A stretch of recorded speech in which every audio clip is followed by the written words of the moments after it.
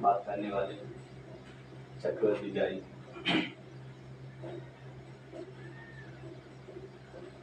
यानी कंपाउंड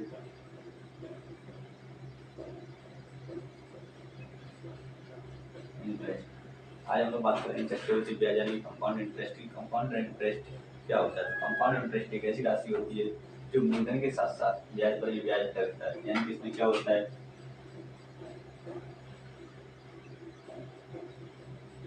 ब्याज पर भी ब्याज, यानी चक्रवृद्धि ब्याज में क्या होता है, ब्याज पर भी ब्याज लगता है। ठीक है, बात करते हैं चक्रवृद्धि ब्याज आप लोगों की क्या होती है। एक तो आपकी टर्म होती है टी, जिसको हम लोग कहते हैं प्रिंसिपल, इसको हिंदी में कहा जाता है मूलधन। दूसरी जो राशि होती है वो आपकी टी होती है, और टी को कहते हैं इंग्लिश में टाइम, यानी कि समय। चौथी जो राशि होती है वो आपकी आर होती है। आर को बोला जाता है रेट ऑफ इंटरेस्ट, यानी कि ब्याज की दर, रेट ऑफ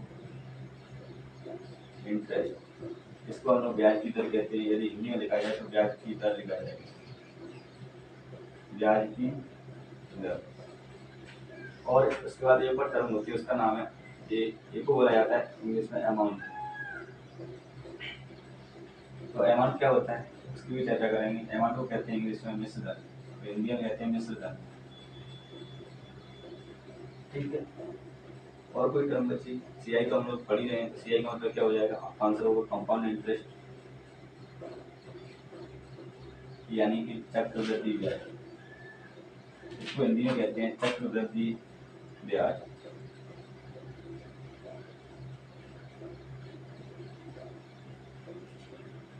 या और कोई बचा है? प्रिंसिपल हो गया, टाइम हो गया, रेट ऑफ इंटरेस्ट हो गया, अमाउंट हो गया और कंपाउंड इंटरेस्ट हो गया। यानी कि यहाँ पर देखा जाए 5 टर्म लिखी गई, पांचों के बारे में बात करते हैं। प्रिंसिपल क्या होता है? प्रिंसिपल एक ऐसी राशि होती है जो किसी व्यक्ति के द्वारा दी जाती है। टाइम क्या होता है? समय की बात करते हैं, समय कुछ नहीं होता है। आप लोग जब भी कोई भी राशि देते हैं अपनी, यानी जो मूलधन होता है उसको जब कभी भी देते हैं तो उसको टाइम के अकॉर्डिंग देते हैं। क्या तो आप लोग 6 महीने के लिए देंगे, 1 साल के लिए देंगे, 2 साल के लिए देंगे, 3 साल के लिए देंगे। तो इस प्रकार क्या होता है, टाइम की भी दिया जाता है। रेट ऑफ इंटरेस्ट का ब्याज की दर दी जाती है। तो ब्याज की दर कुछ नहीं होती है, आप जिस समय के लिए दे रहे हैं वो किस ब्याज की दर पर दे रहे हैं। जैसे 10%, 5%, 6% की रेट पर दे रहे हैं या फिर 34% की रेट पर दे रहे हैं। अब आ रही है अमाउंट। अमाउंट क्या होता है? यानी मिश्र धन। मिश्र धन एक ऐसी राशि होती है जिसमें हमारे मूलधन के साथ साथ हमें ब्याज भी प्राप्त होता है। यानी मूलधन के साथ साथ ब्याज भी प्राप्त होता है, ऐसी राशि को अमाउंट यानी मिश्र धन कहते हैं। कंपाउंड इंटरेस्ट क्या होता है? कंपाउंड इंटरेस्ट को हिंदी में कहते हैं चक्रवृद्धि ब्याज। चक्रवृद्धि ब्याज एक ऐसी राशि होती है जो मूलधन के साथ साथ ब्याज पर भी ब्याज मिलता है। इस पर बात करते हैं हम लोग चक्रवृद्धि ब्याज निकालते कैसे, चक्रवृद्धि ब्याज कैसे निकालते हैं, इन सब बातों पर डिस्कस करते हैं। आगे से मिटाते हैं।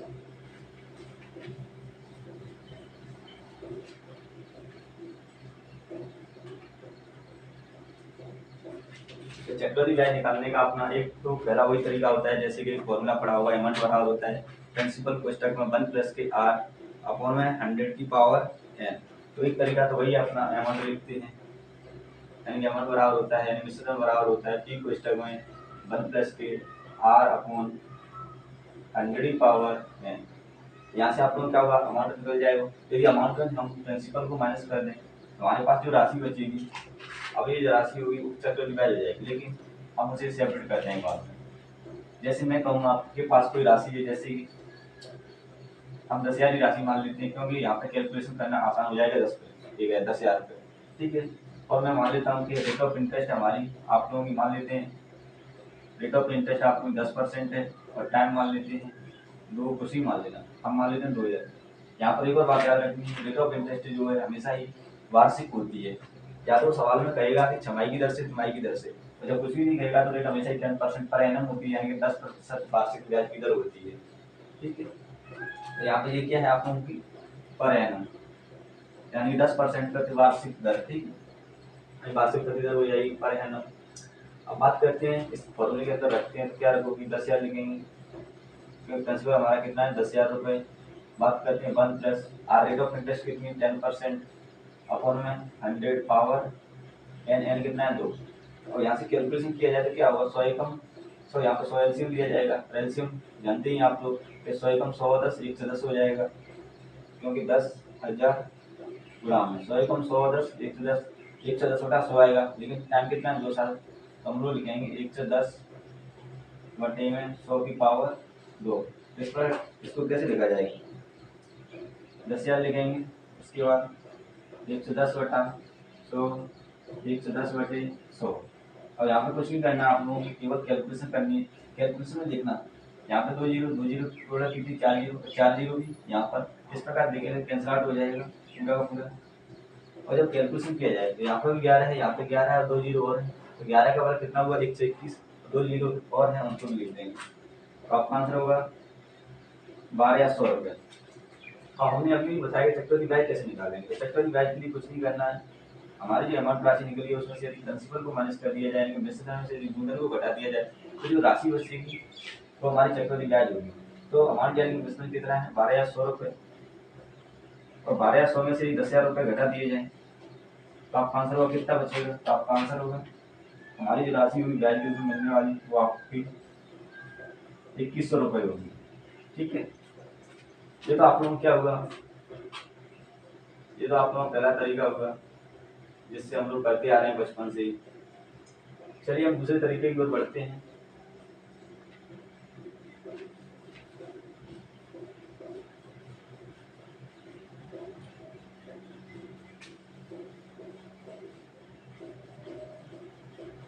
हमारा जो दूसरा तरीका होता है, यहाँ पर दे रखा था कितना प्रिंसिपल हमने कितना माना था, वो आपने 10,000 रुपये माना था। हमने रेट ऑफ इंटरेस्ट कितना माना 10% माना, टाइम कितना माना 2 साल माना। ठीक है, इसको हमने पर एनम माना था। ठीक है, अब यहाँ पे चक्रवृद्धि ब्याज निकालना है तो किस प्रकार निकाला जाए। तो चक्रवृद्धि ब्याज निकालने के लिए दूसरा तरीका होता है, इस पर डिस्कस करते हैं। आपने एक फॉर्मूला पढ़ा हुआ चक्रवृद्धि ब्याज निकालने के लिए, x प्लस वाई प्लस के एक्स वाई अपॉन 100। ठीक है, एक्स वाई अपॉन 100% हो जाएगा, एक्स प्लस वाई प्लस के एक्स प्लस के एक्स वाई अपॉन 100। क्या है परसेंटेज में वैल्यू निकलेगी, यहाँ पर चक्रवृद्धि ब्याज, यहाँ पे जो वैल्यू निकलेगी वो चक्रवृद्धि ब्याज की प्रतिशत में निकलेगी। अब यहाँ पर परंतु क्या है, आपने एक्स और वाई की वैल्यू क्या सेम दे रखी है, यानी यहाँ 10% है, तो दोनों जगह अपन 10-10 लिखेंगे। तो रखते हैं 10 प्लस 10 प्लस के 10 गुणा 10 बटे में 100। जब इस कैलकुलेशन को सॉल्व किया जाएगा तो 100 से 100 कैंसिल आउट हो जाएगा, 10 10 20 हो जाएंगे, 20 में 1 जुड़ेंगे तो 21। तो यहाँ पे जो आंसर आएगा वो 21% आएगा। यहाँ पे कंपाउंड इंटरेस्ट निकला है 21% निकला है, लेकिन ये जो वैल्यू है प्रतिशत में दे रखी है, और इस वैल्यू को निकालना है अपन को किस में, अमाउंट में नहीं, अपन को इस वैल्यू को निकालना है किस में, 10,000 रुपये का निकालना है। जब निकालेंगे सीआई निकलेगा, जो अपन 21% निकालना है किसका 10,000 का, तो आप एक काम करेंगे 10,000 रखना, 10,000 का 21% निकालना। जब आप 10,000 का 21% निकालोगे तो कितना निकलेगा, परसेंटेज से आप 2 जीरो कैंसिल आउट हो जाएंगे, बचा कितना 21 गुना 100, आपका आंसर होगा 2100। और इससे पहले भी कितना निकला 2100 रुपये निकला। अब बात करते हैं तीसरे तरीके की ओर।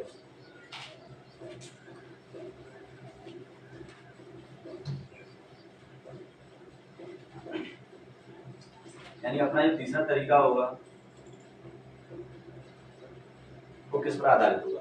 यहाँ पे देखा है तो आप लोगों को रेट ऑफ इंटरेस्ट कितनी दे रखी है, 10% दे रखी है। यदि हम लोग रेट ऑफ इंटरेस्ट आप लोगों की 10% है, यदि इसकी फ्रैक्शन निकाला जाए तो कितना होगा। फ्रैक्शन के लिए क्या करते हैं आप लोगों को, 1% है उसको बटे में 100 रखते हैं, 10% आए बटे में 100 कैंसिल आउट करेंगे 1/10। तो 10% की जो फ्रैक्शन है यानी भिन्न होगी आप लोगों की 1/10 होगी, तो 10% की जो भिन्न होगी 1/10 होगी। अब यहाँ पर होता क्या है, ये जो वैल्यू होती है प्रिंसिपल होता है, नीचे जो वैल्यू होती है क्या होती है प्रिंसिपल। और यदि इसमें 10 में और ऊपर जो होता है वो क्या होता है इंटरेस्ट होता है, ये क्या होता है इंटरेस्ट होता है, ये क्या होता है मूलधन होता है। तो यदि प्रिंसिपल में इंटरेस्ट को जोड़ दिया है तो क्या मिल जाएगा, आपका आंसर हो गया अमाउंट मिल जाएगा। लेकिन ये केवल हमने 1 साल का कैलकुलेशन किए और 2 साल दे रखा है, तो 1 साल का हमने क्या कैलकुलेशन, यदि 1 साल यदि पहले साल का मूलधन आपका 10 रुपये है और उसमें यदि 1 रुपये का ब्याज लग रहा है तो अमाउंट कितना हुआ 11 रुपये। यानी यूनिट मान लेना 10 यूनिट अपना कंपाउंड इंटरेस्ट निकला पहले साल का, उसमें 1 यूनिट अपना ब्याज हो गया, जोड़ देंगे तो अमाउंट हुआ अपने पास 11 यूनिट यानी कि 11 यूनिट। एक साल के लिए हमारे पास टाइम कितना है 2, तो पावर में 2 बिठा दो, इसका मतलब हमारा 100 रुपये मूलधन था, तो अमाउंट कितना हो गया 121 रुपये। यदि अमाउंट 121 रुपये है और प्रिंसिपल कितना दे रखा है 100 रुपये, तो दोनों के बीच का अंतर कितना दे रखा है 21 रुपये। यही जो 21 रुपये है वो आपको हमारा क्या है CI यानी कंपाउंड इंटरेस्ट। 21 यूनिट हमारा क्या निकला कंपाउंड इंटरेस्ट यानी कंपाउंड इंटरेस्ट। 100 यूनिट वैल्यू कितनी दे रखी है 10,000 रुपये, कितनी दे रखी है 10,000 रुपये, ठीक है। तो कितना गुना है 500 होगा 100 गुना, तो इसको भी 100 गुना कर देंगे, तो हमारा जो कंपाउंड इंटरेस्ट निकल के आएगा आपका 2100 रुपये निकल के आएगा। इसके बाद चौथे तरीके की ओर बढ़ते हैं। चौथा जो तरीका है सब्स्टिट्यूट मेथड, यानी उसको भी देख लेते हैं।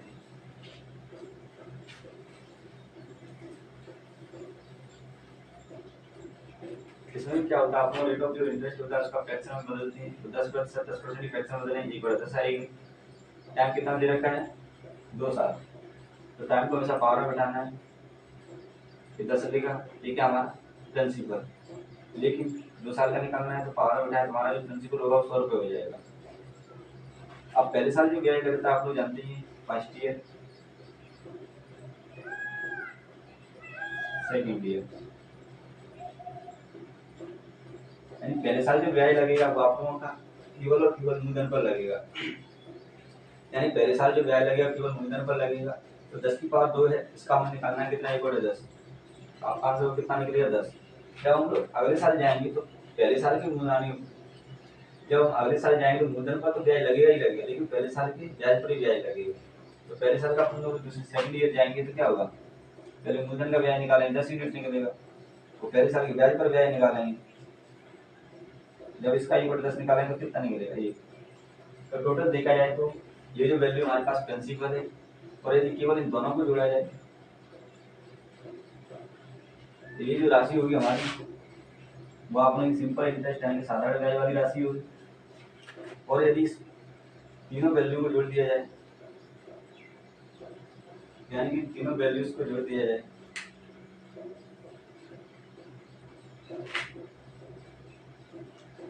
इन तीनों को जोड़ दिया जाए तो ये जो राशि होगी हमारी वो कंपाउंड इंटरेस्ट यानी कि चक्रवृद्धि ब्याज होगा। और केवल इस राशि को देखा जाए तो हमारे CI और SI का डिफरेंस होगा, यानी CI और SI का अंतर होगा। चक्रवृद्धि ब्याज और साधारण ब्याज का अंतर 1 होगा, साधारण ब्याज आपको 20 यूनिट हो जाएगा और चक्रवृद्धि ब्याज आपको 21 यूनिट हो जाएगा। जब इस पूरी वैल्यू को जोड़ दिया जाए तो वो हमारा क्या होता है आपका आंसर होगा अमाउंट यानी कि निश्चित धन। ये जो राशि होगी हमारी अमाउंट होगी यानी कि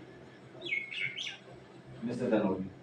अब निकालना है क्या है, हमें यहाँ पर CI निकालना है, 10 की पावर 100 दे रखा है, हमें CI निकालना है। CI निकालेंगे कैसे, 10 की पावर 100 यूनिट की वैल्यू कितनी दे रखी है 10,000 रुपये, निकालना कितने की वैल्यू है आपका आंसर होगा। CI निकालना है, सही है कितना यूनिट 10 और 10 20 और 1 21 यूनिट, तो 100 से तो ये कैंसिल आउट हो जाएंगे, तो यहाँ पे देखा 21 गुना 100 कितना आ जाएगा 2100 रुपये। तो हमने देखा तीनों जगह ही सेमी वैल्यू आई है, इसका मतलब हम सही कर रहे हैं। तो 3 तरीके हो गए, और उसके बाद हम लोग बात करते हैं जो चौथा तरीका होगा शायद जो भी है, ठीक है देख लें। तो यहाँ तक की बात हो चुकी है। जब यहाँ पर मान लीजिए टाइम 3 साल होता है तो पावर 3 उठाते हैं, तो हम 3 साल का फॉर्मेट लगाते हैं। अब हम लोग उसी की ओर बढ़ रहे हैं, ठीक है 3 साल की। लेकिन उसके लिए हम लोग सवाल नहीं करें, सवाल कर देते हैं, सवाल करने से कोई खतरा ही नहीं। देखो वहाँ पे डायरेक्ट देखेंगे कुछ वैल्यू सबको याद कर लेंगे क्या है। जैसे कि यदि हमें 3 साल है तो 3 साल के लिए क्या करेंगे 10 की पावर 3 उठाएंगे, ये हमारा क्या हो जाएगा प्रिंसिपल हो जाएगा। पहले साल जो भी आ जाएगा केवल और केवल मूलधन पर आएगा, कितना आ जाएगा 10 की पावर 2 यानी 100 आ जाएगा। जब हम लोग अगले साल जाएंगे ये फर्स्ट ईयर हो गया, ये सेकेंड ईयर हो गया, ये थर्ड ईयर हो गया। जब सेकेंड ईयर जाएंगे प्रिंसिपल से ब्याज लगेगा तो 100 हो जाएगा, लेकिन पहले साल के ब्याज पर भी ब्याज लगेगा, तो ये कितना हो जाएगा आपका आंसर होगा 10 यूनिट। फिर जब हम थर्ड ईयर जाएंगे, तीसरे साल जाएंगे तो प्रिंसिपल ब्याज लगेगा 100 रुपये। पहले साल के ब्याज पर ब्याज लगेगा, पहले साल का ब्याज कितना है 100 रुपये, 100 का 1/10 निकालेंगे, 10 यूनिट आ जाएगा। दूसरे साल के 100 रुपये पर फिर से 10 यूनिट आ जाएगा। और दूसरे साल का 10 रुपये आया था उस पर ही ब्याज लगेगा, तो कितना है 1 यूनिट। तो यहाँ पर देखा जाए तो हमने अभी बात की, ये जो राशि होगी वो सिंपल इंटरेस्ट यानी कि साधारण ब्याज वाली राशि होगी, और ये जो राशि होगी वो सीआई और एसआई का डिफरेंस होगा, और ये पूरी जो राशि होगी वो कंपाउंड इंटरेस्ट वाली राशि होगी। और जब इस पूरी राशि में जोड़ दिया जाए तो ये राशि क्या होगी, आपका आंसर होगा। ये जो राशि होगी वो अमाउंट यानी कि मिश्र धन होगा। लेकिन हमें यहाँ पर केवल और केवल चक्रवृद्धि ब्याज निकालना है। तो ये गारंटी की वैल्यू कितनी दे रखी है 10 की पावर 3, ये क्या होगा, ये गारंटी की वैल्यू कितनी दे रखी है 10 से 4 इनटू में निकालना है क्या, सीआई कितना होगा 100, 2 से 300, 310, 320, 330, 331, अब 500 होगा 331, 3 जीरो से 3 जीरो कैंसिल आउट हो जाए, 10 का मल्टीप्लाई करोगे आंसर आया 3310 रुपये। ये जो राशि होगी हमारे 3 साल का चक्रवृद्धि ब्याज होगा। यहाँ से कोई भी वैल्यू निकाल सकते हैं। यदि हमें सीआई एसआई डिफरेंस निकालना है तो 10 10 30 10 30 से 31 यूनिट वैल्यू निकाल देते। यदि हमें सेकंड ईयर थर्ड ईयर के सीआई का डिफरेंस निकालना होता 10 और 11 11 यूनिट को मल्टीप्लाई कर देते। मतलब इस प्रकार के क्वेश्चन किसी भी प्रकार के क्वेश्चन हल कर दिया जा सकता है, लेकिन इस प्रकार से करने के लिए जरूरी है रेट ऑफ इंटरेस्ट आपके पास हो पहले से। जब तक रेट ऑफ इंटरेस्ट नहीं होगी आप इस मेथड से नहीं कर पाएंगे। नेक्स्ट अब आगे बढ़ते हैं चक्रवृद्धि ब्याज की दरें कैसे निकालते हैं। थोड़ा सा रिवीजन है, उस रिवीजन को कर लेते हैं, लेकिन उससे पहले इसी मेथड पर आगे बढ़ाते हैं।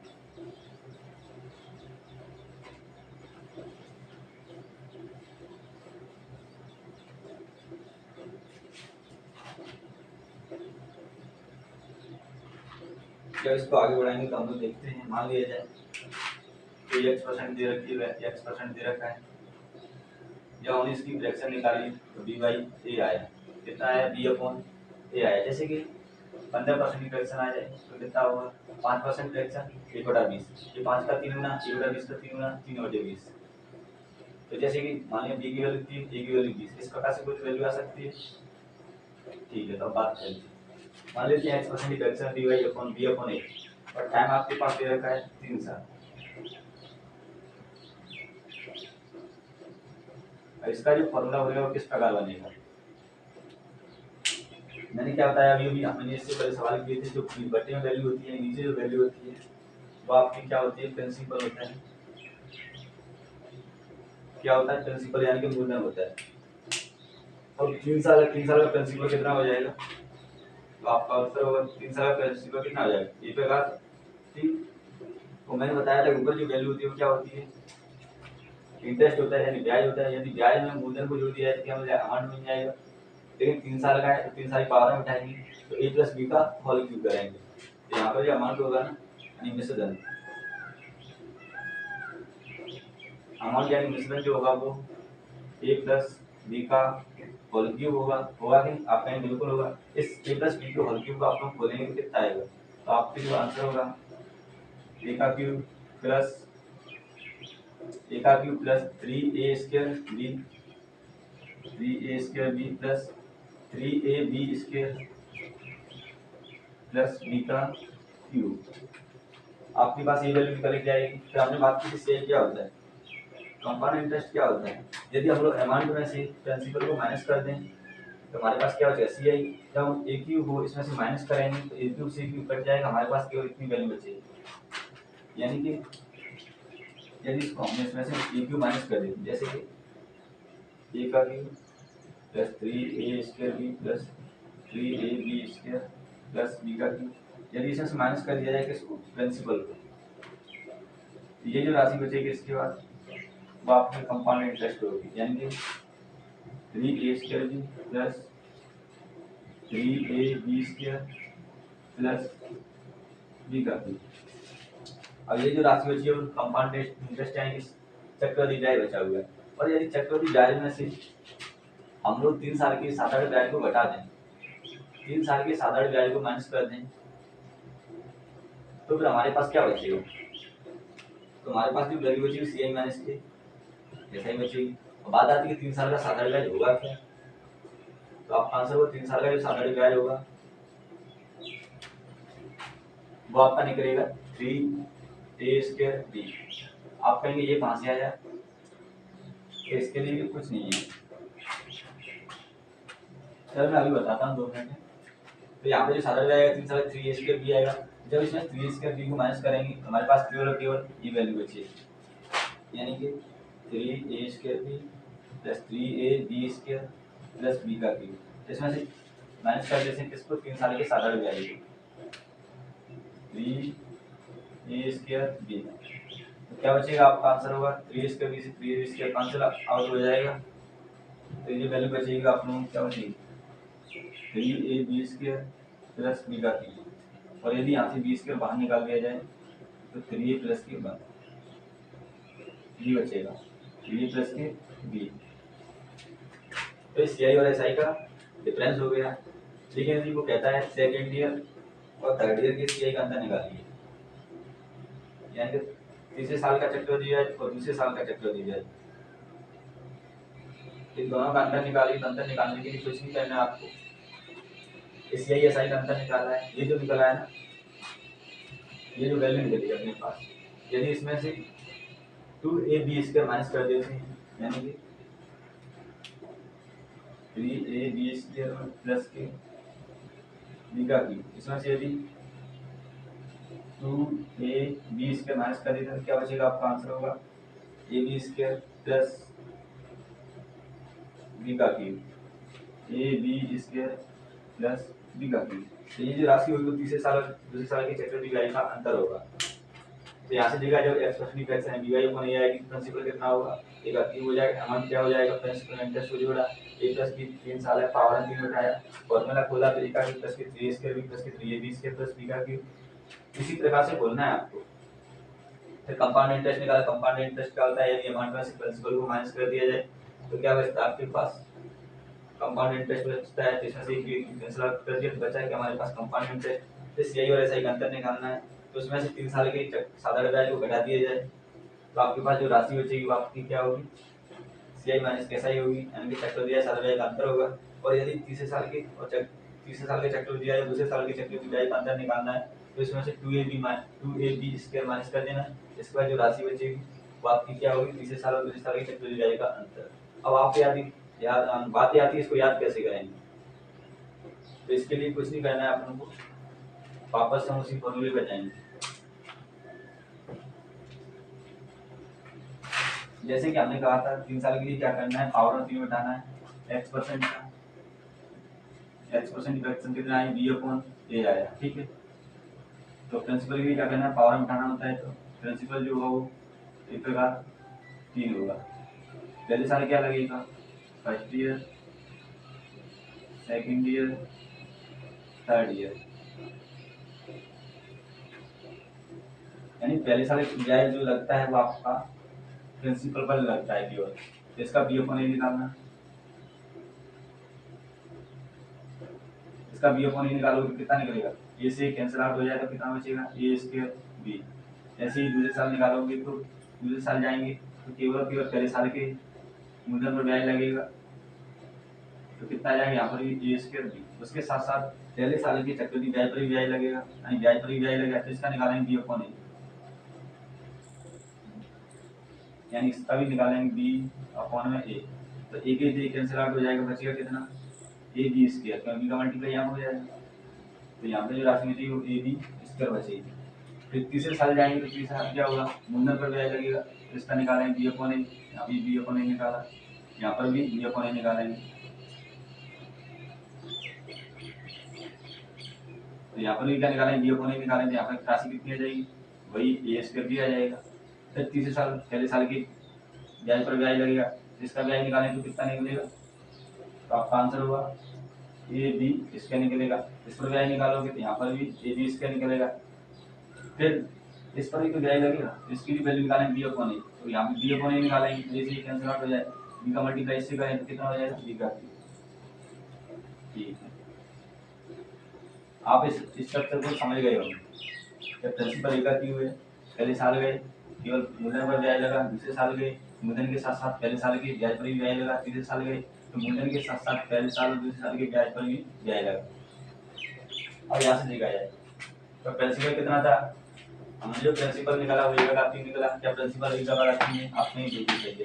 तो हमने अमाउंट निकाला, अमाउंट में सबको जोड़ दिया जाए, इन सबको जोड़ दिया जाए। तो यहाँ पे देखेंगे फिर प्रिंसिपल 1 का क्यों हो जाएगा, पहले लास्ट में बीक्यू लिखा है और लास्ट में बीक्यू हो गया। फिर क्या लिखा है इसके बाद ए square b, a square b, a square B, तीनों में जोड़ोगे क्या हो जाएगा, 3 स्क्वायर बी हो जाएगा, A B square, A B square, A B square कितना आएगा 3ab स्क्वायर प्लस बी का बी। तो अमाउंट बिल्कुल सही है। फिर हम बात करते हैं चक्कर डिवाइड। चक्कर डिवाइड क्या होता है, अमाउंट में से प्रिंसिपल को माइनस कर दिया जाए। तो यहाँ पे चक्कर डिवाइड होती है, a square b, a square b, a square b, 3ab square B हो जाएगा, तो 3a स्क्वायर बी है। फिर उसके बाद A B square, A B square, A B square, तो ए बी स्क्वायर हो जाएगा प्लस बी का बी। तो चक्कर डिवाइड भी सही है। बात करते हैं सी माइनस के साइड। फिर तीन सारा क्या होता है, साधारण ब्याज होता है, साधारण ब्याज हुए और पूरा चक्कर डिवाइड। इसमें तीन सारे साधारण ब्याज माइनस किया था, 3a स्क्वायर माइनस किया था, वैल्यू हमारे पास ये निकल गया। फिर हमने देखा था थर्ड और सेकंड ईयर की सीआई का अंतर क्या होगा, इस सेकंड ईयर का है, थर्ड ईयर का है, तो इसको हटा दिया जाए। तो ये जो बची हुई राशि ये इसके प्लस बी का कितना हो जाएगा, second year third year CI का डिफरेंस। हमने यहाँ माइनस किया था 2ab स्क्वायर, किस लिए माइनस किया था, वो इसलिए माइनस किया था क्योंकि यहाँ पे 2ab स्क्वायर है, इसको माइनस करना था। फिर ए स्क्वायर भी इसको माइनस करना था क्योंकि टोटल इसमें शामिल थे। तो यहाँ से स्क्वायर का एक्स प्रति फ्रैक्शन बी अपन ये आती है तो क्वेश्चन सॉल्व हो जाएंगे। ठीक है, जैसे इससे संबंधित क्वेश्चन लेते हैं।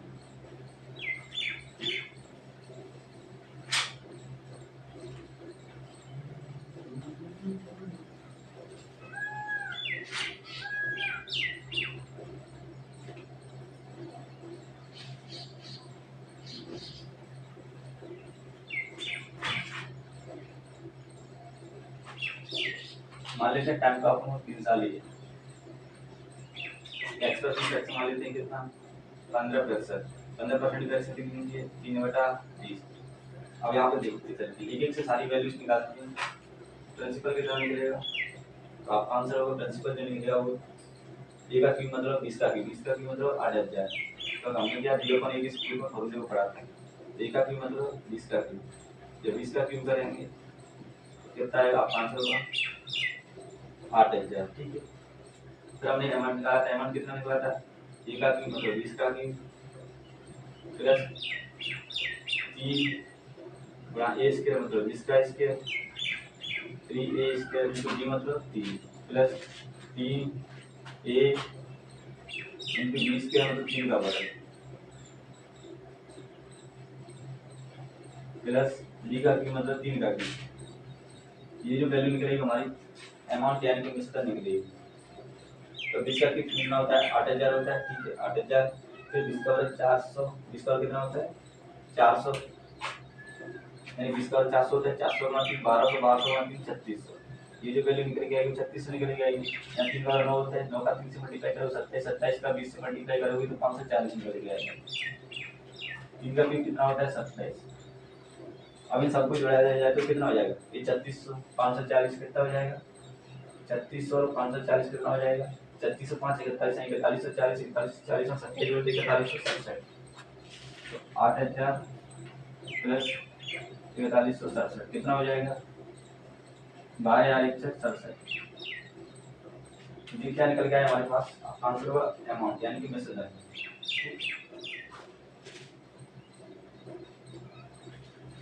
ये जो वैल्यू निकल गया हमारे पास क्या आया है, मिश्रण निकल के आया। उसके बाद बात करते हैं हम लोग सीआई की। तो सीआई क्या होता है, सीआई तो कुछ नहीं होता है, अमाउंट में से प्रिंसिपल घटा दो, अमाउंट में से प्रिंसिपल घटा दो। इसका मतलब ये इस वैल्यू को इसमें से घटाना है, बाकी की ये तो सेम रहेगी। लिख दो 3 गुणा में 20 का वर्ग गुणा 3 प्लस 3 गुणा 20 गुणा 3 का वर्ग प्लस 3 का क्यूब। तो निकालेंगे तो कितना आ जाएगा, इसको सॉल्व करेंगे तो आपका सीधा आंसर आ जाएगा 4167, क्योंकि हमने अभी सॉल्व किया था। इतने में जोड़ा कितना आया था 4167। ये जो राशि होगी क्या होगी सीआई, फिर आएगा CI minus KSI. CI minus KSI में क्या करना है, 3a स्क्वायर b को माइनस कर देते, इसको हटा दो, इसको हटाना तो कितना राशि घटाएंगे 280 से 1200 3600, इसमें 3600 घटाएंगे तो कितना बचेगा 567। एक राशि जो होगी क्या होगी सीआई और एसआई का अंतर। नेक्स्ट बात करते हैं फिर थर्ड ईयर और सेकंड ईयर के सीआई का डिफरेंस कितना होगा। आपको यही निकालना है, आप कहेंगे बिल्कुल यही निकालना है। तो उसमें से क्या था, 2ab² माइनस करना था, तो यहाँ पे केवल कितना बचेगा, एक बचेगा। तो 3 बार 9, 9 दूनी 18, 180, 180 में 27 जोड़ोगे तो 207। ये जो राशि होगी वो आपकी क्या होगी, 3 साल के चक्रवृद्धि ब्याज और 2 साल के चक्रवृद्धि ब्याज का अंतर। इस प्रकार से आप लोग कैंसिल कर सकते हैं।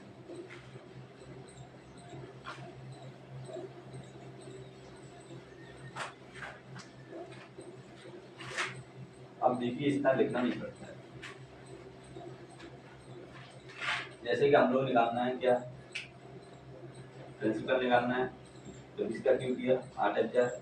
यदि हमें निकालना है क्या, अमाउंट निकालना है, तो कुछ नहीं करना, 20 में 3 जोड़ा, 20 में 3 जोड़ा कितना होगा 23, और 23 का क्यूब करोगे कितना आ जाएगा, 23 का क्यूब निकालेंगे तो कितना आ जाएगा, 23 का कितना, तो 12167 आ जाएगा। फिर उसके बाद बात करते हैं CI माइनस के ऐसा कितना हो जाएगा, दोनों से घटा दो, 12167 माइनस के 8000 बराबर कितना हो जाएगा 4167। यदि हमें निकालना है क्या, ये तो केवल अभी CI निकला है, ठीक है, और हमें निकालना है CI माइनस के SI। CI माइनस के SI निकालना है तो कुछ नहीं करना, 3ab², क्योंकि CI माइनस के SI क्या आया था, एक वैल्यू यहाँ यहाँ यहाँ यहाँ, यानी कि 3ab², 3 एक वैल्यू कितनी रही 20 गुणा 3ab² बी की मतलब बी की वैल्यू कितनी है 3, निकाला होगा 9, 3ab² प्लस बी का क्यूब, बी का क्यूब मतलब 27, निकाला तो कितना है 27 क्यूब 540, 540 प्लस 27 567। फिर हमें निकालना है क्या, थर्ड ईयर और सेकंड ईयर की CI का अंतर, चक्रवृद्धि ब्याज का अंतर, तो कितना आ जाएगा, तो हमने निकाली थी वैल्यू कितनी, केवल यहाँ से ab² प्लस के बी का क्यूब, ab² का मतलब 20 3 बार 9 20 9 180, यानी 20 गुणा 3 का वर्ग प्लस बी का क्यूब मतलब 27 बराबर कितना आता है 180 प्लस के 27 बराबर 207। ठीक है, यहाँ तक की बात समझ में आ गई, तो निकाल सकते हैं डायरेक्ट, कोई बड़ी बात नहीं, ठीक है। आप कुछ प्रैक्टिस करते हैं।